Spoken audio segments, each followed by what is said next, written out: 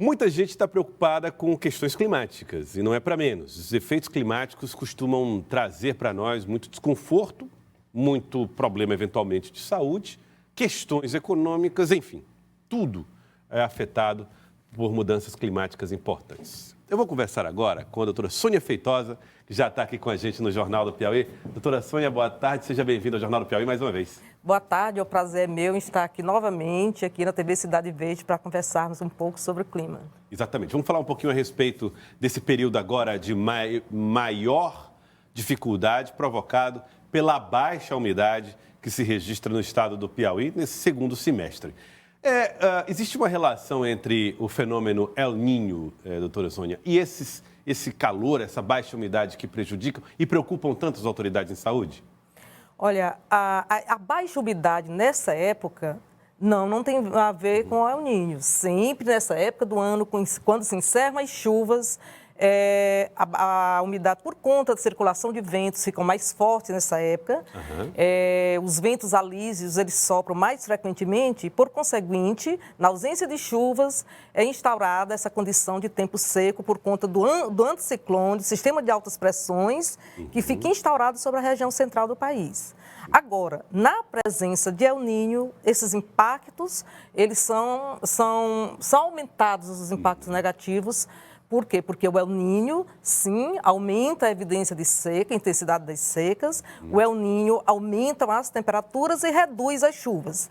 O estado do Piauí não vai sentir o efeito nesse momento da ausência de chuva, porque já passou o nosso período chuvoso. Sim. Mas em termos de temperatura, sim. Aí pergunta, a umidade aumenta? Sim, porque os ventos estão mais fortes. A temperatura está maior. Consequentemente, as reservas hídricas vão diminuir, a questão de açudes, e vai aumentar o índice também de incêndios, porque umidade baixa, ventos mais fortes e temperaturas altas vai realmente culminar com aumento de incêndios. Bom, então vamos falar um pouco a respeito de fenômenos climáticos que afetam o estado do Piauí e o planeta, obviamente, começando com a primeira imagem que a gente tem aqui. Primeiro, vamos falar um pouco sobre os efeitos do El Niño. E a senhora já disse que o El Niño traz mais calor quando ele acontece. Que diferenças entre El Niño e Laninha, por exemplo, a versão feminina de El Niño? El Niño, na realidade, é o quê? É um aquecimento anormal das águas do Pacífico equatorial, Pacífico tropical, assim, próximo da linha do Equador. E nessa época já se aquece mesmo, é a região mais aquecida. Agora, quando é que diz que tem El Niño? Quando está muito mais aquecida. Agora, uma curiosidade, está aquecida acima do normal. Uma curiosidade a respeito do El Niño, que é o menino, é porque quando os pescadores achavam aquela água mais quente, que era ruim para a piscicultura, eles chamaram o menino. Tá? Então, é o aquecimento nessa faixa mais ou menos aqui, das águas, nas águas do Pacífico tropical. Porque aqui não está bem o mapa, se tivesse, estava para a gente estar demonstrando melhor. Mas essa faixa vermelha indica... Exatamente. Então, seria aqui a América do Sul, para cá está a Austrália, o Pacífico aqui, e os ventos alísios soprando de lá, e mais quente, trazendo mais quente, forma como se fosse uma bolha aqui no oceano, as águas do Oceano Pacífico Tropical. Que nesse momento ela ascende. Então, quando sobe, essa parcela de ar aquecida sobe, promove chuvas. Acontece que quando chega em níveis mais altos, ela desce. Eu não sei, essa parcela, esse canal desce, e descendo esse movimento para baixo, não tem chuva, inibe chuvas. Por isso que o Nordeste brasileiro, o norte do país brasileiro é inibido a essas chuvas são inibidas. O El Niño faz isso se tornar mais forte e mais perceptível. Sim. Entendi. Então, em anos de El Niño forte, se o El Niño é fraco, ninguém talvez nem note muita diferença, a não ser temperatura. Mas em anos de El Niño moderados a forte, aí o que é que vai acontecer? Muito calor no país quase todo mesmo, aumenta o calor. E estiagem? E a estiagem, claro. Diminui as chuvas, salvo lá no sul. Sudeste também tem umas chuvas. mas na região sul vai acontecer chuvas boas em anos de El Niño, ao passo que aqui lá no norte não tem chuvas. E o Laninha? Laninha é o inverso, é o resfriamento das águas, aqui nessa faixa tropical aqui, na faixa próxima à linha do Equador, faixa equatorial. Então, do mesmo jeito, os ventos alísios que antes traziam calor aquecendo essas águas, eles agora estão mais lentos. Então, quando eles estão lentos, o que é que acontece? Essas águas se resfriam mais, as águas são mais resfriadas e, por conseguinte, o que é que acontece? A maioria das vezes acontece desde que haja contribuição também do outro oceano, do Oceano Atlântico. Acontecem muitas chuvas, que foi o que a gente vivenciou nesses últimos 2 anos, porque foram 2 anos de Laninha, principalmente esse outro agora. Então, essa região aquecida, do mesmo jeito, é exatamente o contrário. Então, só que favorecem as chuvas no norte do país e inibe as chuvas lá no sul. Então, o que nós experimentamos agora foram os efeitos de Laninha. Nesses últimos anos foi efeito de Laninha. O que é melhor? O que é melhor, em parte, né? Se não fosse as catástrofes que acontecem, isso seria bom. Mas o El Niño, como nós experimentamos, por exemplo, em 97, 82, 83, 97 para 98 e 2015 para 2016, foi El Niño muito forte naquela época. Foram muitas secas, eram ondas de calor. Esse ano, não, a gente está agora na condição de El Niño. A maioria dos modelos estão prevendo que uma probabilidade de 90% ou um pouco mais de que esse El Niño ele perdure até o fim do ano.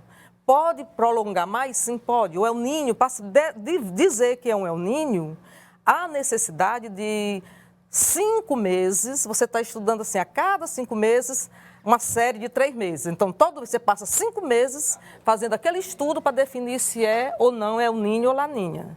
Então, até o momento, há uma condição, sim, a previsão é de permanência desse El Niño. Bora com a próxima imagem? Próxima imagem aqui na tela para que a gente possa entender mais os impactos do El Niño, agora olhando um pouco mais dentro dos mapas, né? Os efeitos da onda de calor intensa e as secas, né? Pronto, esse aqui é a representação exatamente do que é o El Niño. É o aquecimento das águas nessa faixa aqui, na faixa do Equador, do Pacífico tropical. Então, ela vai provocar o quê? Calor, muito mais calor em todo o país, em quase todo o país mesmo, vai ser bem mais quente. Nessa faixa aqui, norte do país, é onde serão as maiores secas, no Nordeste brasileiro, nessa faixa aqui também, e aqui, do mesmo jeito como as águas estão mais frias aqui também, vai ser mais frio aqui no sul do país. Sul. Esse recorde de 2023 e 2024 é previsão, né? A possibilidade de que sejam recordes de calor? A maior probabilidade, é claro que meteorologia, ela trabalha com observações, mas trabalha também com estatísticas.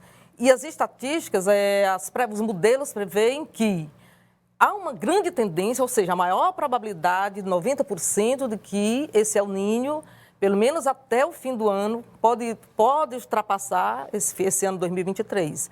Mas a grande probabilidade é que até lá, sim, permaneça esse El Niño. Agora, assim, é um super El Niño, por enquanto, está de moderada intensidade. Mas ele pode progredir para um El Niño de forte intensidade, sim. Muito bem, a próxima imagem que nós vamos ter aqui é sobre a nossa região, o nosso estado do Piauí.